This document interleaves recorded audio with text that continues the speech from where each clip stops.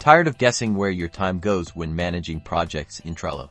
Then let's connect Clockify to Trello and unlock seamless time tracking, streamlining your workflow in just a few easy steps. First, make sure you have accounts on both Clockify and Trello if you don't have them already. Sign up now, they're both free. Inside Trello, navigate to the board where you want to track time. Click on the Power-Ups button, typically located in the top right corner of your board. In the Power-Ups directory, use the search bar to find the Clockify Time Tracker Power-Up. Locate the Clockify Time Tracker Power-Up and click the Add button to enable it on your Trello board. Trello will now ask you to grant Clockify permission to access your Trello account. Click Allow to proceed. Now, open any card on your Trello board. You'll see a Clockify Timer button right inside the card.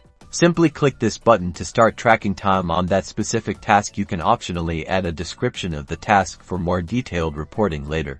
All time tracked from Trello will automatically sync to your Clockify account, where you can generate reports, analyze productivity, and gain valuable insights into how your team spends its time. Start tracking now and boost your productivity.